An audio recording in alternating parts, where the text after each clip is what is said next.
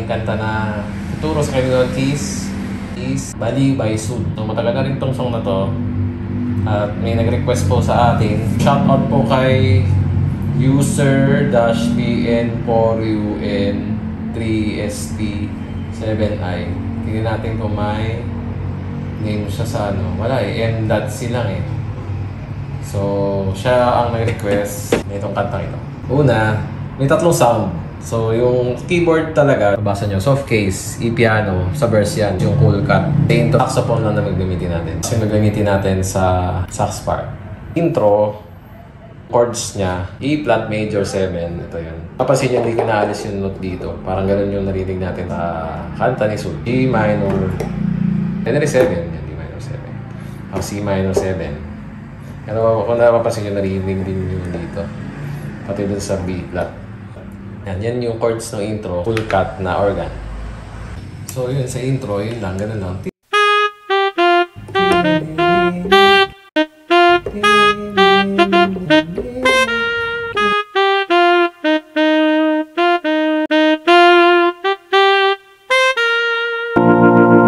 Yun yung verse, same chords lang, pero taas sa tingin mo kanina dahil organ.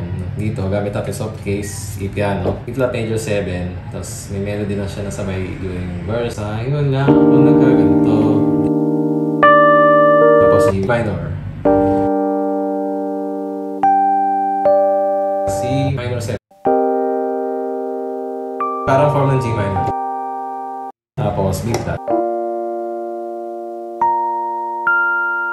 Wala pang sax sa part na to. Ilang beses lang ulitin.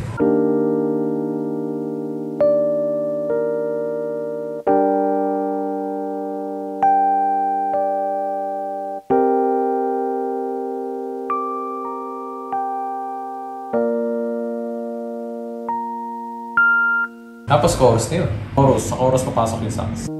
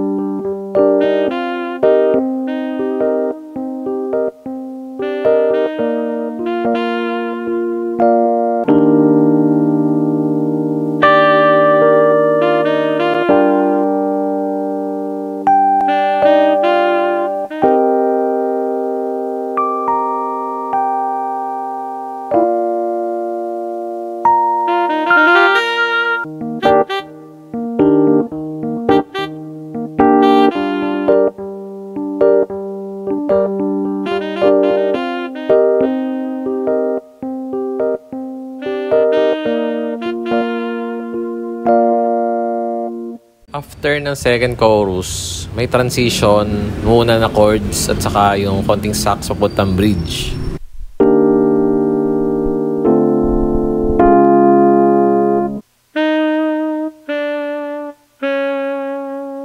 Magiging F sharp na yung key, tapos magiging piano muna pansamantala yung sound.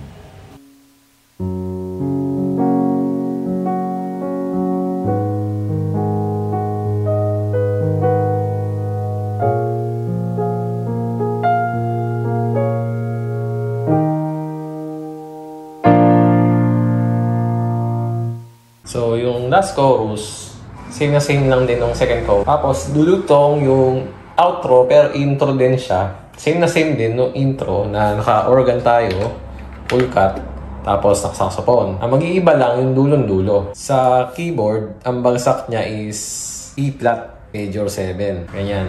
Ganito. So, yun yung last chord. Sa saxophone, gagawin lang siya konti sa dulo. Tapos, end na.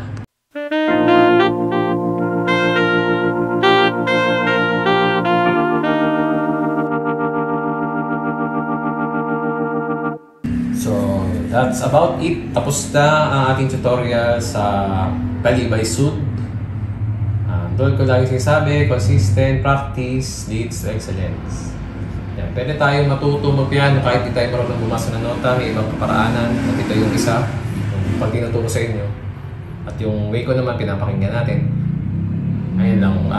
Maraming salamat sa panood ng video. Share nyo din sa ibang mga gustong matuto. Tingin nyo rin kung mahirap ba siyang intindihin or something. Kung maganda, maraming salamat. Ayun lang. See you sa susunod na video.